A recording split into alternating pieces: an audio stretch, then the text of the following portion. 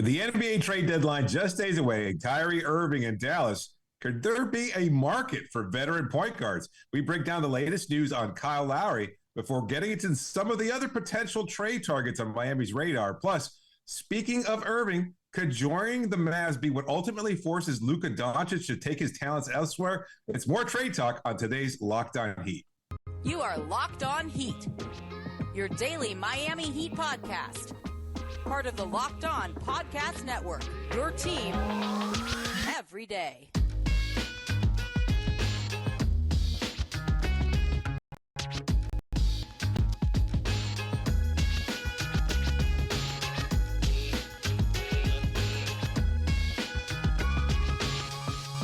All right, welcome to Locked On Heat, your Monday to Friday podcast on the Miami Heat. I'm Wes Goldberg here with David Ramil. However you might be tuning in, YouTube, podcast, Odyssey, thank you so much for making Locked On Heat your first listen every day. Today's episode is brought to you by PrizePicks. First-time users can receive a 100% instant deposit match up to $100 with the promo code LOCKEDON. That's prizepicks.com, promo code LOCKEDON. We'll get to the latest news on Thursday's trade deadline, some names for you to watch, plus why some people think Luka's days in Dallas could be numbered, but I want to start with this report from Barry Jackson and Anthony Chang of the Miami Herald that the Heat will consider trading Kyle Lowry ahead of Thursday's deadline for a deal that is quote-unquote advantageous. Now, if you've been tuning into the show over the last few days, you shouldn't be surprised by the Herald story. As we said yesterday, the Heat are listening to offers a little bit more passively, getting a feel for what Kyle Lowry's market is. Still, the timing of this report is interesting, and to me, it could signal possibly a ramping up in Miami's urgency to get a deal done involving Kyle Lowry. David, is that your read on the situation as well? Yeah, it's a definite change of course from what we just heard from Barry in another piece talking about that the Heat had no interest in trading Kyle Lowry. Now all of a sudden open to some offers. I think it just makes sense, not only in terms of the season, but because he's fallen out of favor, because he's shown clear decline, because he's not playing in fourth quarters. At the very least, I don't think they're pushing for a trade necessarily, but if a team comes to calling with an actual need for a point guard and says, this is what we can offer, similar to what we talked about in yesterday's episode regarding a potential deal for any other player out there, whatever Miami may or may not have offered in terms of Kyrie Irving or anybody else, they'll put out their potential package deal. We've got a Luke Kennard, a lightly used Luke Kennard available. Would you be interested in that for an exchange in Kyle Lowry? It just makes sense for Miami to take whatever calls possible, just because, again, Lowry is no longer the player that they had hoped he would be when they signed him, because he's, just fallen out of favor with Erik Spoelstra, and because they've got other options on the roster, including Gabe Vincent, Victor Oladipo, Tyler Herro, and others. Yeah, he's not playing at the end of fourth quarters now. You mentioned the piece that Barry wrote. That was a few weeks ago, right? That the Heat didn't have any interest in trading Kyle Lowry. But a lot has changed. First of all, the Heat have been winning lately. But you can't really credit Kyle Lowry for the winning either. And so while you feel good about where the team is, it almost, if anything, sort of bolsters the idea that, well, we're winning games. We haven't really needed Kyle Lowry to win those games because either he's hurt or he's not really producing all that much, or he's not even closing games, and we're going with guys like Victor Oladipo or Caleb Martin or Gabe Vincent in the closing lineup ahead of Lowry now. So if we can move Lowry and potentially improve this team this year, that's something we could feel good about. And like I said yesterday on the show, there's also the concern about the money that they owe Kyle Lowry for next year, almost $30 million.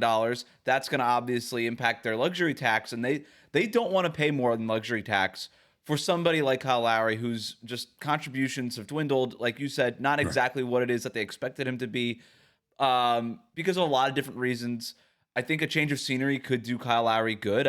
You and I still both believe in Kyle Lowry as a player. It just seems like he's been marginalized on this team. This is a Bam Adebayo, Tyler Herro, Jimmy Butler run offense now, and Kyle Lowry just doesn't have as much a role to play in it. And given all of these things that you and I have talked about, not today already in the first few minutes of this show and over the last few weeks, it just sort of feels like you could allocate the resources that you're right now allocating to Kyle Lowry elsewhere in a way that helps your team. And so to me, the timing of this report is interesting because it's a pretty clear signal that this is maybe what the Heat are going to try to do before the deadline.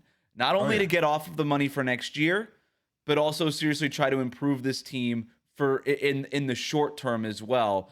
What that deal might look like, I've talked about the Clippers a million times. To me, it's a deal. It's a landing spot that makes a ton of sense. Kyrie Irving no longer on the table. They were involved in those kinds of conversations. They were not able to get that deal done. Fred VanVleet has been tied to them. Mike Conley has been tied to them. But if they don't want to give up the draft capital that they don't really have a ton of anyway, Kyle Lowry is going to be the cheapest of all those players. Like you could tell me that Fred VanVleet is better than Kyle Lowry, and he is. You could tell me that Mike Conley might be a better fit than Kyle Lowry. But Kyle Lowry is going to be cheaper than all those other guys. And if you're the Clippers and you already have some limited resources, given what the price is going to be, maybe Kyle Lowry does make sense for the Clippers.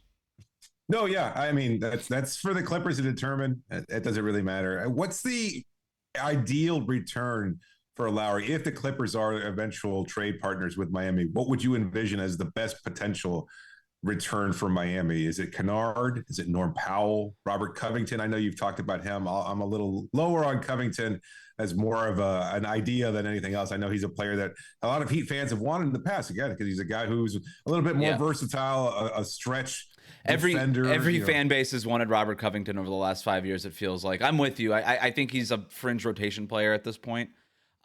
He's closer to like to use last year's roster for reference, he's closer to a Markieff Morris than he is a PJ Tucker at this point in his career. That's fair. So of all the other, I mean, John Wall seems likely just because he again doesn't have a role. I know Reggie Jackson's been talked about. I still think he's the better option of the two. So I think they would want to keep him, even if it's just to keep him as Kyle's backup if they do wind up swinging that trade. So it would probably include John Wall, who trains in Miami, so there'd be some familiarity there. Kentucky guy, I could see that. You know, again, I think the other name to look at is Marcus Morris. That's right. And that's the other guy. So if I'm the Heat, I think the top of my list is probably Norman Powell or Luke Kennard. Yeah. Norman Powell, I don't know that the money makes sense there for a couple reasons, and I don't know that the Clippers would ultimately part with Norman Powell because he's a pretty important part of their top seven. Where the other guys we've talked about, like Luke Kennard, Reggie Jackson, like they've fallen in and out of the rotation at various points in the season. I would be looking strongly at somebody like Reggie Jackson because he's only got a year left on his contract. And so when we're talking about saving money for next year, that's an easy one. Like Reggie Jackson, cool. Be the backup point guard for a year, come off the bench, maybe make some shots, and then walk in free agency. And now, boom, you've saved $12 million. I think Marcus Morris could make a lot of sense if like the Heat can't find another option at power forward. If you're moving Kyle Lowry, you got to think of what that starting lineup is going to look like. And I've said this the entire time. I don't even think you promote Gabe Vincent into the starting lineup. I think you just shift Tyler Herro over to the 1. You have Tyler, maybe it's Caleb Martin that goes to the 2. Maybe it's Victor Oladipo promoted to the starting lineup. You got Jimmy Butler, you got Bam Adebayo, and you just need a power forward at that point. And so Marcus Morris makes a lot of sense there as a power forward, certainly more than Robert Covington, who we just agreed. Maybe not the player that people think that he still is. So I would look strongly at a deal that's Marcus Morris and Reggie Jackson. I think I would be asking for that. Luke Kennard is intriguing to me. He's a shot maker. He's shooting 40% from 3 this year. Like, no doubt he could shoot the ball, and the Heat really need players that could shoot the ball. So that would be interesting to me as maybe a third option. But he can't play defense. He's not really ever developed as a playmaker. I don't know how much all that stuff matters if you're really just looking for shot making, but I would start with those 3 guys. He seems like the kind of player that would develop in Miami, just because, look, he was part of a dysfunctional Detroit team for a number of years that didn't really coach him up, didn't try to they drafted him probably a lot higher than he should have been. And so he was utilized badly, forced into a bad situation with an aging Blake Griffin, that Reggie Jackson team, Andre Drummond, et cetera. They didn't go anywhere during those years with the Pistons. And then he comes in here and he's supposed to be in a role, a specific role as a shooter. But I think just between the in and out of Paul George, Kawhi Leonard, the constant flux about that team, it's been a little difficult for him to find any kind of footing. Miami just seems like the much more stable environment that could get a guy like that. And look, Miami has never really depended on high-level athletes in order to become productive players. So I could see him getting a little bit of a boost and being like maybe a super saiyan version of Max Strus, to use your terminology. I could see that being a potential for him. And he's more athletic than people give him credit for. Like, he's not jumping out of any gyms. He's not dunking the ball anytime soon. But he's more athletic than people give him credit for. And there's some potential. I agree with you. Like, you just put him off to the side, let him hit those catch and shoot threes off of the Bam, Tyler Herro pick and roll and Jimmy post ups. Like, he makes a lot of sense. So like I said, those 3, it would be like one of Marcus Morris and Luke Kennard, and then probably like a Reggie Jackson contract in there to make all the money work. That to me is something like, or maybe it's John. It doesn't really matter to me if it's John Wall or Reggie Jackson. I really don't care. It's whatever.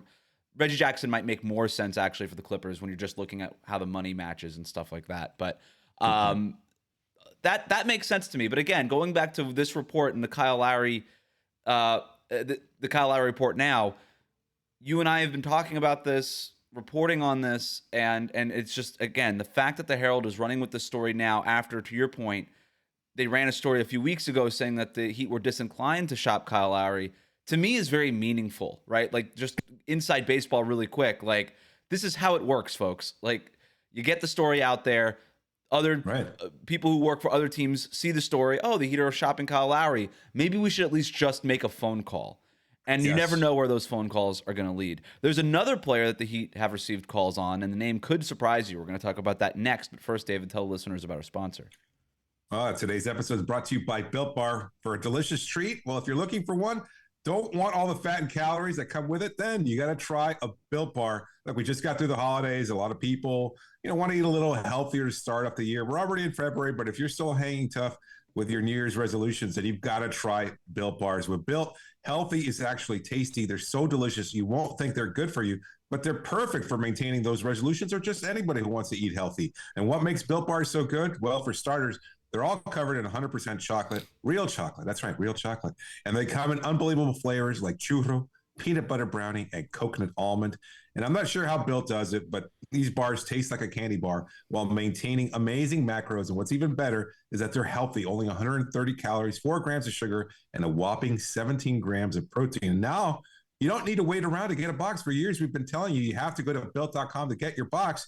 But now you can get them at your local Walmart or Sam's Club. That's right. Head to your nearest Walmart today. Walk to the pharmacy section. Grab yourself a box of Built Bars. You can pick up a 4-bar box of cookies and cream, double chocolate, or Wes's favorite coconut puffs. And if you're close to Sam's Club, run in and grab a 13-bar box with our hit flavors, brownie batter and churro. You can thank me later. So go to Built.com or your nearest Walmart or Sam's Club today. Locked On Heat is also available on Apple Podcasts and Spotify, so please subscribe, and thank you for making Locked On Heat your first listen every day. In that same Miami Herald story, it was reported that the Heat have received calls about one Max Strus. David, Max Strus is making $1.8 million this season, but will be an unrestricted free agent this summer after a slow start. He's inching up to around 35% shooting from three-point range for the season, and that's a number that should go up from here. He's one of Spo's more trusted rotation players. But he's not making a whole lot of money. Again, that $1.8 million, tough to match salary if it's just Max Strus for a difference maker coming back. And as much as we love Max Strus, not a ton of upside there. We kind of know what he is. So I do wonder what sort of thing that he could trade him for and what these calls, or even including, that are coming from other teams. I know that contenders are always looking for shooting, right? They're always looking for shooting. I can't imagine that some rebuilding teams are calling for Max Strus, given that he's going to be a free agent this summer. So I'm thinking we're looking at either, contenders in the Eastern Conference or Western Conference that just need to add some shooting. What do you think that the Heat are getting calls about when it comes to Max Strus? Well, two things before I talk about Max. Just wanted to let our audience know that we're going to be doing a live show at the trade deadline. We're going to be going online and streaming right before the end of the trade deadline, right through, talk about any deals that get made around the NBA and, of course, involving your Miami Heat. So be sure to subscribe and tune in for that when it does happen this Thursday. 2:30 to 3:30 this Thursday. Yep. Absolutely. As far as Max is concerned, I agree with you. I think he's more of a role player that can provide benefit, kind of what Miami's looking for, ironically enough, looking to add some more depth, more shooting, somebody that can knock down shots regularly. And I think there's the perception of Max Strus around the league that he is more of a knockdown shooter, a better athlete than what Heat fans might be familiar with. Again, there is so much. Look, you follow Max closely, you watch the team closely, as we do and most fans do, and you see the spots, you see the blemishes on his record there, as far as that the athleticism is fine, but it's not like he's going to get a lot of opportunities driving to the rim. It's nice to pepper those 3-point shots with the occasional dunk, but that's not really the strength of his game. It's more about a breakdown of the defense that might lead to an open layup. He's also a proven, starter on a championship level team, as he was last year. He was starting alongside that group that went all the way to the 7th game of the Eastern Conference Finals. So he's earned his opportunity. He's earned his reputation. And so I think there's a lot of value there. I've always said that I believe. Oh, go ahead. No, and also when you're a contender looking for 3-point shooting, like those players aren't readily available, right? Either if you have one of those players, you want to hold on to that player. And so while it is a little bit of a down year for Max Strus when it comes to his 3-point shot, like I said, it's starting to inch up a little bit. And if you're a contender, it makes sense that you would call at least for Max Strus, especially when you're on the Miami Heat side. Like all this cap information is readily available. It's out there on many different websites. Like they know the kind of bind that the Heat are in and that they might not be able to even re-sign Max Strus. So you might as well make the call and say, hey, what's it going to take to get Max Strus? The Heat, by the way, all the reporting in this Herald story is that the Heat have gotten calls on Max Strus. We don't have another side of that. We haven't heard, and then the Miami Heat have hung up vigorously every single time. Like we haven't gotten anything like that in terms of Miami's willingness to part with Max Strus, but it is at least to me interesting when we talk about the $1.8 million. You could package that with something else. We already talked about Kyle Lowry. Lowry plus Strus is about $30 million, right? That's getting you in that ballpark of D'Angelo Russell, Gordon Hayward, Kevin Love. I'm not here to debate whether or not those players are worth trading for. That's a whole different episode that we could do, I suppose. We've already done the D'Angelo Russell episode, actually. But that's sort of that ballpark. Or you can kind of go on the lower end. Max Strus plus Dwayne Dedmon. As we know, the Heat are actively trying to get off of this Dwayne Dedmon salary. Worth mentioning, by the way, and it was also in this Herald story, that in this Kyrie deal, the Brooklyn Nets opened up a trade exception of $5 million, which would be enough to just absorb Dwayne Dedmon outright. And they've been looking for some backup center help. And if they can't find it elsewhere, I do wonder if the Heat just send Dedmon to Brooklyn with like another $1 million worth of cash or whatever it's going to take to buy him off and say, hey, here's your backup center or something close to it. And then they take and a couple $1 million to make it worth your while. Just an aside there. But Strus plus Dedmon gets you to about $6.5 million. And that puts you in matching salary range of guys like Rudy Gay, Cam Reddish, PJ Washington, which would probably include draft compensation in addition. Furkan Korkmaz, who was apparently issued a trade demand. So that's a thing that's happening in the NBA. Torrey Craig, who I've always liked a lot, and it kind of feels like a Heat guy. And then Jared Vanderbilt, who would, again, probably require some sort of draft compensation. But if you're the Utah Jazz, maybe you say, well, we're not that high on Vanderbilt. We'd be willing to maybe bring in Strus, plus take Dedmon's salary off your hands, and maybe instead of like 3 second-round picks or like a late first-round pick, it's Strus, Dedmon, and a single second-round pick because maybe they're high on Max Strus. I don't know that they are. There was a report that they had been, but I don't know if that's still true. Well, it could signify their best opportunity at like signing a free agent, right? It's not like a lot of NBA players are clamoring to go sign in Utah as free agents. That's just the reality. So you trade for him, you show him the ropes, you say you're part of what we're building here. He's a Midwest guy. Utah's not exactly in that same vicinity, but close enough where he could be. It's cold. It gets cold there. Strus, he's from Chicago.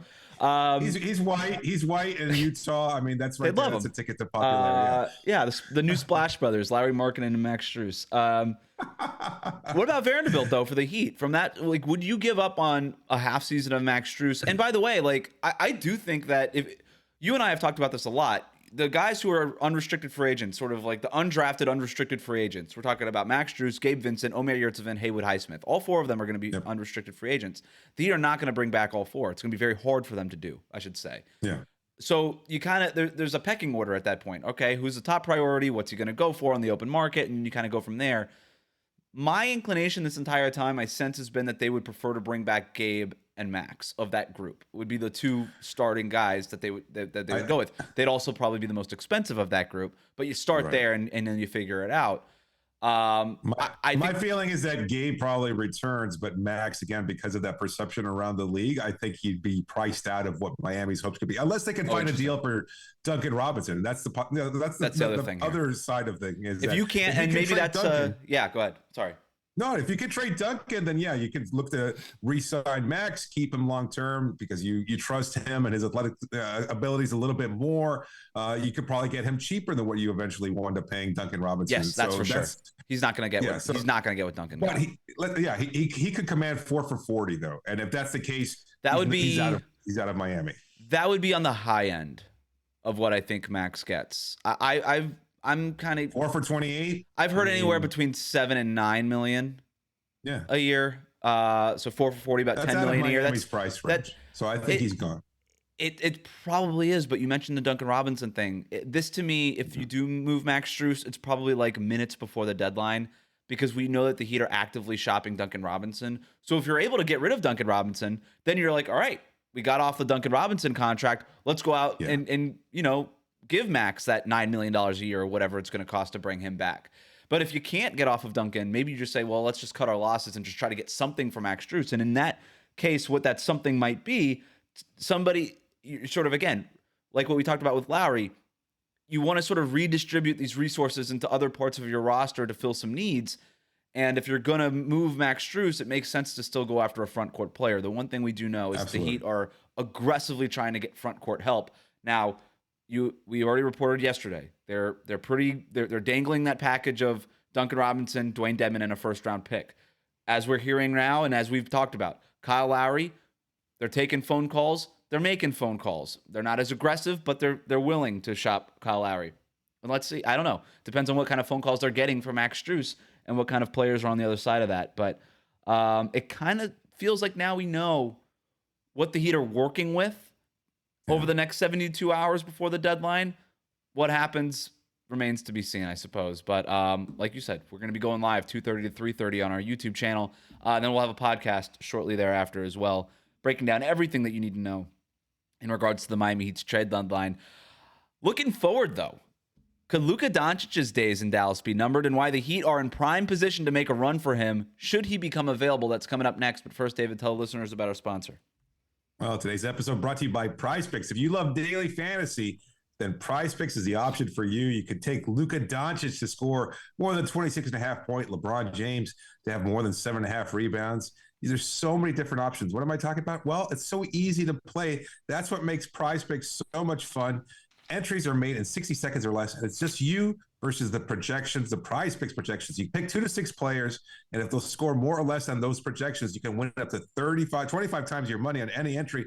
No competing against other people, just you versus the numbers. PrizePicks offers projections in any sport that you watch: the NBA, the NFL, Major League Baseball, men's and college women's basketball, men and women's college basketball, soccer, Eurobasket, disc golf, and any more that you can think of. Entries can be made in 60 seconds or less. Safe and fast withdrawals. Currently operational in over 30 states in Canada. So download the PrizePicks app or go to prizepicks.com to sign up and play daily fantasy sports. First-time users can receive a 100% instant deposit match of up to $100 with the promo code LOCKEDON. If you deposit $100, PrizePicks will give you $100 back. If you deposit $50, PrizePicks will give you $50. So don't forget to enter the promo code LOCKEDON and sign up for an instant deposit match of up to $100 by downloading the PrizePicks app or going to prizepicks.com today. Reach Locked On Heat on Twitter, Instagram, email us, lockedonheat@gmail.com. Subscribe to our YouTube channel. We're going live 2:30 to 3:30 on Thursday afternoon, right around the NBA trade deadline, to break it all down. We're still talking about the ripple effects of Kyrie Irving being traded to the Dallas Mavericks. And one of the things that people are talking about now is how this affects Luka Doncic. There are many people around the league, and I think accurately, saying that this trade reflects the Mavericks' desperation. Now, maybe that's desperation to make the most of Luka's championship window, right? He's good enough right now to be the best player on a championship team.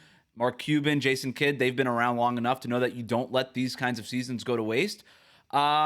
I don't get the sense that that's the core reason for the desperation. There has been some talk in the corners of the league that Luka could be looking around the Mavericks and saying, what's really going on here?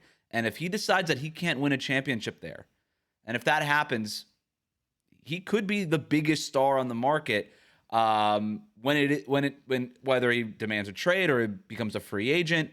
That we've seen in a long time. And here's an example, what John Hollinger wrote for The Athletic. Here's the quote. However, the second deeper possibility every front office will be whiteboarding is what happens with Luka Doncic. Even before this trade happened, execs I talked to on my road trip this past week were openly wondering if adding Kyrie Irving could create a last straw type situation that ends up pushing Doncic to seek the exits, end quote. David, should the Heat be one of the organizations planning for Luka potentially hitting the market?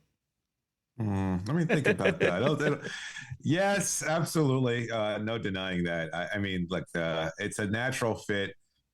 They've already maximize the LeBron. Why not take the next LeBron and get him to that next level, help him to win a championship? The fit is just too good, too clear. There's always been this weird connection between the Mavs and the Heat from 2006 to 2011, and every game in between, the two aging stars and Dwayne Wade and Dirk Nowitzki, the animosity, the mutual respect, so much of that. The fact that there's even a Tim Hardaway in the roster when there was one in a Miami uniform not that long ago. But there's just so many different possibilities here. But if you can potentially get Luka Doncic, I mean, it's a no-brainer. Yeah, I don't know what version of this roster would entail facilitating that, whether Jimmy Butler's still part of this team, whether Tyler Herro's part of that team or not. It doesn't matter. You build around Luka Doncic, and any player that you have around him, you're still going to be guaranteed to win a lot of games. You're going to be a playoff level team regardless. I mean, look, they were a really good team last year. Jalen Brunson was a big part of that. But I think Kyrie Irving is still the best player that they've had to play alongside Luka Doncic. I'm not penciling them in as a favorite by any stretch of the imagination. That's for Locked On Mavs host to decide. At the same time, if he is unhappy there, and look, I've made this point to you. I said, why wouldn't Luka get frustrated? Like I've heard that he's had approval, right? That unlike past transactions, he was involved in this one. He signed off on the trade to get Kyrie Irving. That's fine. But we know what Kyrie's presence is like on any team. It's going to be divisive. It's going to be problematic. And I think at some point. And I think part of Luka is also he's showing that desperation. So you could read this in a lot of different ways. You could say Luka's totally bought into what it is that the Dallas Mavericks are doing. Bring in Kyrie. I could change him. All these other things, like what every organization has talked themselves into Kyrie Irving and ultimately finds out is not possible. But you could also look at it the other way and say, this is sort of my last chance in Dallas anyway. So just bring in Kyrie. Who cares? Like if it doesn't work, I'm out of here anyway. Those are two very extreme sides of the same spectrum, and the truth is probably somewhere in the middle. But there is a level of desperation happening in Dallas, and I do think that just based on conversations that are happening among NBA insiders and people who know stuff about the Dallas Mavericks, they are openly talking about where Luka Doncic is going to be. I mean, we're a month away from Bill Simmons on his podcast being like, I think he's going to be playing in Miami in 5 years. Like he would bet money on it. So, and Bill Simmons, like, love him or hate him, he knows stuff. He's plugged in. Like I don't know that he knows anything in regards to that, or if he was just sort of spitballing, but still, like, enough people like John Hollinger, Bill Simmons, and otherwise are talking about Luka's future in Dallas. And boy, you mentioned the history between Dallas and Miami, between the Mavericks and the Heat. Would that be like the worst thing ever to happen to Mark Cuban? Is if his prized star left Dallas saying, you're too dysfunctional, let me go find function in Miami? Like that would, I don't know that Mark Cuban's head could handle it. It would explode. Right. I mean, we might find him like in a vegetative state, upon hearing the news or something like that. Like he would just, that would be the worst. Like I can't imagine the number of calls he'd make to the front office trying to find tampering charges or something to stick with Miami. Like it would absolutely blow his blood. And because of that, he will never trade Luka Doncic to the Heat. So this idea that the Heat could try to trade for Luka Doncic before he becomes a free agent, not going to happen. Mark Cuban, I don't care. He's not trading Luka to the Heat. I don't care the Heat could give him everything that every draft pick between now and the year 2300, and it wouldn't work. But here's where Luka stands right now. He's playing right now the first year of a $215 million extension, 5-year, 215 that he signed. So this is the first year he's in it. He's got a player option for that final season, the 2026-2027 season. Given where Luka is going to be at, he's probably going to opt out of that. It pays him $40+ million a year, but because of the TV rights deal, he's going to probably be, I don't know what the deal is going to look like, but he could make $20 million more than that in the first year of a new contract if he opts out. Like that's on the table. It's possible. So I suspect he'll opt out and he'll be a free agent in that summer of 2026. The Heat that summer going into the 2026-2027 year have just $33 million committed to their roster for that year. That's Tyler Herro's contract. That's it. Jimmy Butler's contract will be up by then. Wow, okay. Bam Adebayo his contract will be up by then. He'll be a free agent that year too. Ooh. That's scary. Jimmy Butler and Bam will both be free agents that year. The Heat will have Bam and Jimmy Butler's bird rights, of course. Nikola Jovic could still be on the roster. He'll be a restricted free agent. Maybe he signs an extension before that. Maybe he's not even on the team because there's a series of club options that the Heat have. Either way, it's not a factor. the Heat, if they were to bring all their guys back, Bam Adebayo is going to be awesome. That still, Tyler Herro will be awesome. Luka Doncic might be the best player in the NBA by then. You have all those bird rights. There is a world where the Miami Heat's 2026, 2027 roster, not to get Heat fans' hopes up too much, but there is a world, and it is possible, that Miami's 2026, 2027 roster is Luka Doncic, Tyler Herro, Jimmy Butler, Bam Adebayo, and a fifth starter. They could get all those guys under salary because they have bird rights on Bam and Jimmy. That fifth starter could be me, and it's still going to win a lot of games. Jimmy Butler will be 37 years old by then, but whatever. Other free agents that year, if we want to talk about who the fifth guy is, because the Heat could also sign that fifth guy because they have the bird rights for Bam and Butler. Other free agents include Steph Curry, in case I wasn't clear, Damian Lillard, Kevin Durant, Joel Embiid, Giannis, Shai Gilgeous-Alexander, Jason Tatum, Donovan Mitchell, DeAndre Ayton, De'Aaron Fox, Jaren Jackson Jr. That's just a few of the free agents who are going to be available. Now, there's stuff at play. Some of those are player options. A lot of those players can sign contract extensions and then take themselves off of that summer list. But right now, that's what it'll be some of those players. It won't be all of them, but it'll be some of those players. So all of this stuff basically means that, remember those few years leading up to the 2010 summer where everybody was gunning for LeBron, D Wade, Chris Bosh, Amari Stoudemire? I do wonder if teams are going to start revving up for the 2026 summer in a very similar way. And if that's when is the next case, Summer Olympics? When is Bam going to be joining USA Basketball again? We talked about him recruiting players in a recent episode, saying he's not actively pushing for that unless they're looking to come here and win. Well, buddy, there's your opportunity. So let's just put that out there. So here's the other thing too, not just in case that wasn't enough things to throw at Heat fans. The Heat could still play for the short term and try to maximize the non-37-year-old Jimmy Butler version of this window. And as long as what you're doing is bringing in contracts that are going to be off the books by 2026, which, by the way, are most of the contracts, you could still sort of play for the now while planning for a run at 2026 at Luka or any of these other free agents that I talked about who could potentially be available. That includes somebody like John Collins, who you know that I want nothing more than the Miami Heat to trade for John Collins right now. You could bring in John Collins, for instance, or PJ Washington, who is a fan favorite among some. I disagree. I don't think he's as good as some people think he is, as some Heat fan, but whatever. All these guys that people have talked about and dreamt about, you could bring all of them in, and they'll still be free agents by the time Luka is a free agent. So you could go ahead and play that. Like, that is sort of the Sean Marion sort of version of an acquisition where, okay, you can kind of get these guys, see what happens. But by 2010, and in this case, 2026, these guys are all off your books anyway. You could sort of compete in the short term, but still planning for that. I don't know. I know that Pat Riley's getting older and stuff like that, but part of it, I find it hard to believe that the Heat's front office, if you and I are talking about this on a podcast, that the Heat's front office hasn't at least thought about this.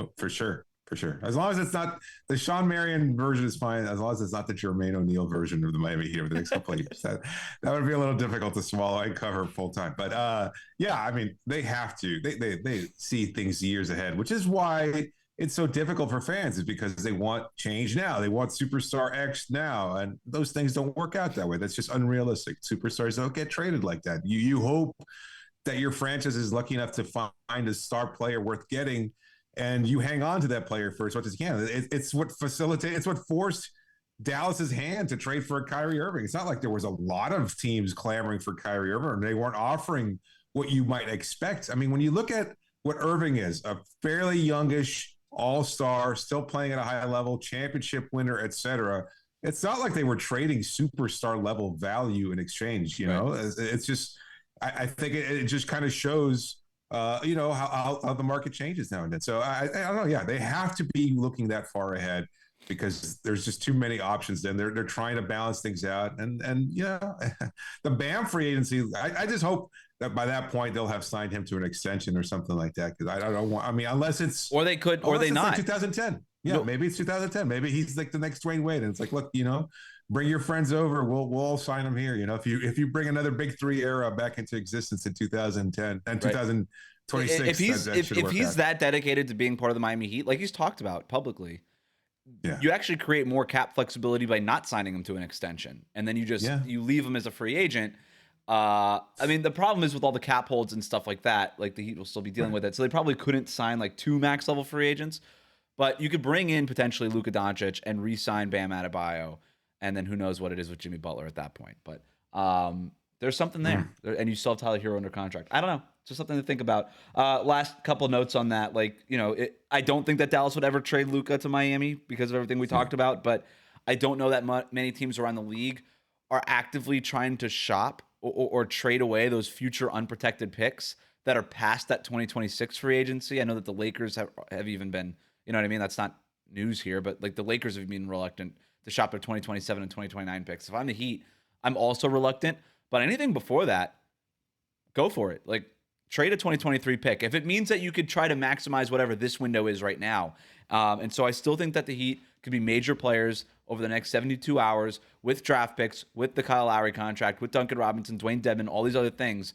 But those long-term goals, that could still be something at least that you think about. And if you think you have like a 10% chance to get Luka in 2026, he is good enough where you say, all right, let's not do anything to screw up that 10% chance. Like, he's that good. And I know it's far away, but he's that good and he's going to be in his prime at that point. So it's just something to think about. It's not that far away. Like, somebody posted today that it was 3 years ago today that they swung a trade for Andre Iguodala and Jay Crowder. That feels like an eternity ago, and not that long ago at the same time. A lot has happened since that time period, obviously, in the country, the world, and everywhere in the NBA. But, 3 years, that goes by a lot quicker than you might think. So, and if you can still win over the next 3 years while you've got Jimmy, Bam, Tyler, et cetera, on the roster, well, do what you have to. I mean, look, we're days away here. This is going to publish, just a couple days before the actual trade deadline. What is your sense? Do you really think like the Miami's going to be able to pull off a trade? I keep thinking that they're just going to move Dwayne Dedmon, but I wouldn't be surprised if they move Kyle Lowry. I wouldn't be surprised if they move Max Strus. I wouldn't be surprised if they swing a trade for a plug-in player now that they could actually use for their playoff run. I won't say title run, but playoff run this year. What's your feeling? I think that the chances that Kyle Lowry is on the roster after the trade deadline are about 50-50 right now. Okay. That's where I'm at. Okay.